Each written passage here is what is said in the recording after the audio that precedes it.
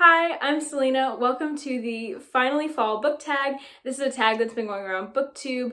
It's a tag that's themed, with questions themed around the start of fall. I'm in the northern hemisphere, so fall is starting. For you, it may not be. That's cool, but you can still get to watch this tag. This was actually created by someone who I don't think has a channel anymore, Tall Tales, Lena. So I just want to credit her, but I'm not going to link her if she doesn't, want to be found. So just know that that is the creator, but I'm not going to link her. Now let's get to the tag, and I have a very special guest moderating right now. She's just off the camera. Heather, my roommate, is going to be asking me the questions, and so let's just get started. Okay, so question 1. In fall, the air is crisp and clear. Name a book with a vivid setting. Okay, so I actually have two answers for this one, and the first answer I want to give is a contemporary book with a really vivid setting, and that is Beartown by Frederick Bachman. This is a book about a town dealing with the rape of one of the girls in the town, and this rape is perpetrated by a hockey player in the town, and hockey is like a really big thing in this town, and so these hockey players are treated kind of like royalty in a way, and so to have him commit this heinous crime, it doesn't go down well in the town. But I chose this because Beartown is a really vivid setting. It's this really small Swedish town with a lot of very real problems and very real social dynamics. You follow a lot of people in the town as they grapple with the trauma that this girl has gone through and how it reflects on their hockey team. It is the first thing I thought of when I thought of crisp and clear. It is more of a winter book because it's in Sweden, it's very snowy, but also it's just very vivid. Like, I know the layout of the town, I know the culture of the town, I can tell you the social dynamics of the town. It's just a very clear setting in my mind. And then I also wanted to pick a fantasy book for this because this was a setting that I found very vivid when I was reading it, and that is The Kingdom of Back by Marie Lu. So this is a book about the Mozart siblings when they were children. We know one of the Mozart siblings, Wolfgang Amadeus Mozart, who becomes one of the best musicians of our time, I guess. And then we also follow his sister in this. She's our main perspective, who we follow, and she is not as well known. She loves music as much as her brother and is as good at it as her brother, but she will no longer be able to play when she reaches a marriageable age. And so we follow these siblings who are both very talented, both love music, but there is this tension knowing that one of them is able to become as great as he wants to be, whereas one is being stopped by their father. And then we also, this is where the vivid setting comes in, we also follow these siblings as they navigate this magical world that they actually created in real life. We know that they pretended to go to the Kingdom of Back, and this book sort of follows them in their magical world, the Kingdom of Back. And the Kingdom of Back has a very vivid setting. It has two moons that are constantly sort of getting closer to each other throughout the book. You follow this really vivid sort of sprite creature into the Kingdom of Back, and every time they go in, it's different, but it's always very vivid. Like, sometimes they're underwater, sometimes they're going through like a river in this forest, or like in this landscape with a castle in it. Like, everything is very, very vivid in this setting, and I thought it was beautiful, and just it served its purpose. The way this setting really intertwines with the plot is brilliant. All right, question 2. Nature is beautiful, but also dying. Name a book that is beautifully written, but also deals with a heavy topic like loss or grief.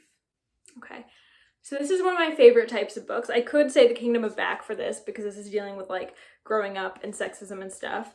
I think I'm actually gonna go with Girl Made of Stars by Ashley Herring Blake. This is about a girl who is dealing with the accusations from one of her best friends against her brother. Her best friend is accusing her brother of raping her. And so we follow this girl, Mara, who knows that her brother would never do such a thing, but she also knows that her best friend, Hannah, would never lie about such a thing. And so she is really trying to figure out, she's not so much trying to figure out who is right. She's trying to really grapple with the truth of the situation, but that's kind of hard for her because she also has her own trauma that is kind of triggered constantly by the situation that is now going down within her family. And I thought that this had really beautiful writing. Usually YA contemporaries don't have like super lyrical writing, and this, I wouldn't say it did, but it had a lot of poignant and beautiful lines, and it sounds from the title like it's going to be very flowery and kind of annoying, but it's actually not, and it's actually quite the opposite. But I really liked this book, and I thought that how it handled the tough topics like rape, sexual assault, were really well explored. Number 3, fall is back to school season. Share a nonfiction book that taught you something new. Okay. I don't read that much nonfiction, but I know, I might have a couple answers to this one. So I'm gonna answer with 2, but one I haven't read for 3 years, and that one was Mistaking Africa by Curtis A. Kime, I believe. And this one taught me a lot. It taught me to question my beliefs about the continent of Africa. We're all sort of raised in the West with certain perceptions of Africa, and most of them are very harmful. And so Kime really goes through all of the mistakes that people make about Africa and when they talk about Africa, and so I thought that was really informative. I read it for my first history class I ever took at college. It was an early African history class. It was great. So I learned a lot from that, but it was published in 2013, so it's aged a little bit, I would say, but most of the stuff is still good. And then another one I wanted to mention was White Rage by Carol Anderson. I read that this year, and that one really went through the history of racial injustice in America, and I learned a lot of facts from that. Specifically, some of the most shocking ones were the rampant voter suppression. I learned about rampant voter suppression in the past couple of elections, and the way that the sort of racial targeting during voting season that happens in order to make certain communities more unable to vote. And so that was really disturbing to me, but I'm also really glad I read the book, so I recommend it. So number 4, in order to keep warm, it's good to spend some time with the people we love. Aww. Name a fictional family, household, or friend group that you'd like to be a part of. Oh my goodness, I really have not. I've thought about some of the answers for these questions a little bit because I've written down the questions, but I have not thought about this one. Okay, hold on. I don't know, this is hard because I don't really picture myself in groups with people. The Bennett sisters. Yes, I want to be a Bennett sister, okay? I want to be the 6th Bennett sister. I want to be sisters with Lizzie, and I want to hang out with the family, and I want to deal with my mother trying to set me up all the time. It just seems like fun chaos most of the time. Until the end of that book. But anyways, yeah, let's go with that. I want to be a Bennett sister. What would your quirky traits be? My quirky, maybe I'm just Mary. Maybe that is what it is. Be the spinster that lives with her best friend. Best friend. That would be it. That would be it. Okay, number 5. The colorful leaves are piling up on the ground. Show us a pile of fall-colored spines. Okay. Let's grab an orange, red, fall. There they are. We have Crown of Feathers here, which I have not read, Anxious People, which I'm currently reading, Duel of Fire by Jordan Rivet, which I just read recently, and The Hobbit by J.R.R. Tolkien, which I just reread recently, and then Peter Pan. And those are my fall spines. They're orange and yellow. Number 6.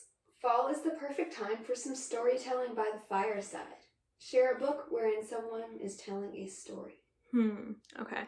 Oh, hold on. So all of Brandon Sanderson's books, in the Cosmere, have epigraphs. And so specifically Oathbringer, which I just read, has some epigraphs in the first part, which are being written by someone in the books. I have my theories on who wrote those epigraphs, but I'm not sure, and it's kind of telling their life story. I don't remember if it was ever confirmed or not. But another one that I read recently where it was kind of a story was being told by someone in it was Next Year in Havana by Chanel Cleaton. So this is a book it's a dual timeline story, and it's about a family in multiple generations and their relationship and connection to Cuba. We follow the granddaughter of this woman who is gone back to Cuba. This granddaughter is taking her grandmother's ashes back to Cuba because her grandmother was forced to flee in her lifetime and never got to return alive to Cuba again. And so now that borders opening up in Cuba, this book takes place in 2016, the granddaughter decides to take her grandmother's ashes back, which was her grandmother's last wish. And so we follow her on this journey, finding out where to put the ashes and also sort of like getting to know Cuba herself. But we also follow her as she reads the journal of her grandmother. And so we do get the grandmother's story. That's where the dual timeline comes in. And so it sort of is like the grandmother's telling her own story through this journal. And so that's going to be the answer. Number 7. The nights are getting darker. Share a dark, creepy read. Okay. I don't think I have any here that I've read. But my favorite of those kind of books is The Ocean at the End of the Lane by Neil Gaiman. This is a story, I did not read this year, but this is a story about a man who returns back to his hometown from when he was a child as an adult for a funeral, I believe. And while he's there, a lot of his childhood memories of a lot of the dark stuff that happened in his childhood starts coming back. This is a very short book. It's very creepy. It's like a dark fantasy, light horror, surrealist sort of book. And yeah, that's all I want to say about it, but it's creepy. It's kind of disturbing at parts, like there's some mildly disturbing content. I will put trigger warnings in the comments, pinned comments. I'll actually do that for a couple books because I think a couple books need them. Yeah, The Ocean at the End of the Lane has a disturbing vibe in it. If you're looking for eerie, Neil Gaiman's got you covered. Number 8. The days are getting colder. Name a short, heartwarming read that could warm up somebody's cold and rainy day. Aww. Okay, I have a couple for this one, and the first one, I had to do it. The Boy, the Mole, the Fox, and the Horse by Charlie Maxey. I've been talking about this nonstop since I got here. Heather can confirm. Yep. I've read it to several people. I've read it myself several times. Like, this is such a sweet book. It's really not a narratively driven book. Like, it doesn't have a cohesive plot. It's more just like pages of like cute art and different sayings on them, and different, like, it just really follows a boy, a mole, a fox, and a horse becoming friends and navigating life with these sort of little nice quips. And it's just something that I think could warm someone's heart and just be really sweet. But I also wanted to talk about a recent read of mine, Prince and the Dressmaker by Jen Wong. This is a graphic novel. Let me show you some art. We've got a graphic novel that follows a prince who wants to wear dresses. And so he hires this personal dressmaker to make him some dresses to wear out as Lady Crystalia. And this is just such a sweet, heartwarming book set in turn of the century France, I think. It's like right pre-industrial France. Alternate history, of course. And we follow the prince of another kingdom, not the French government. But honestly, this is like it's not, I wouldn't call it historical fiction, but since this is a historical graphic novel and it's dealing with, you know, some gender non-conforming stuff, I was expecting it to be heartwarming, but I wasn't expecting it to pull it off so well. And this book was so sweet. It was so beautiful and just adorable and just easy to read. And so I feel like because it's, you know, graphic novel, it's a lot easier to read. I think that someone could really fly through this and it would really warm their heart, especially if they become discouraged with some of the things going on in our world and stuff. All right, number 9. Fall returns every year. Name an old favorite that you'd like to return to soon. Of them. I think actually I'm going to be rereading the Grisha trilogy and Six of Crows this winter actually, so I'm gonna go with that. Specifically the Grisha trilogy though, like that is the easiest one to reread and the one I'm most curious about. This is a trilogy, I'm sure you know about it, so I'm not gonna give you any description because like you know about it already. But it was the series that got me into reading like fully a couple summers ago when I was actually getting into reading again. I read this trilogy and I loved it so much, and then I reread it that December of that year and I haven't reread it since. And so I'm really curious about my thoughts now. I feel like I would still love it, but everyone's been rereading it and being like, this sucks, we hate it. And I just feel like that would not be my experience, but I need to validate that. I need to make sure it's as good as I thought it was. Okay, number 10. Fall is the perfect time for cozy reading nights. Share your favorite cozy reading accessories. Okay. Mostly just like a hot drink of some sort. I like hot chocolate, I like tea, I like apple cider, I like hot drinks, and I like blankets. And that's pretty much it. I don't need that many accessories. I don't usually have that many accessories when I'm reading, because I'll read anywhere. But yeah. Truth. All right, well, that was the That's that was it. That's the Finally Fall book tag. Thank you, Heather, for being my moderator, and thank you to you all for watching this.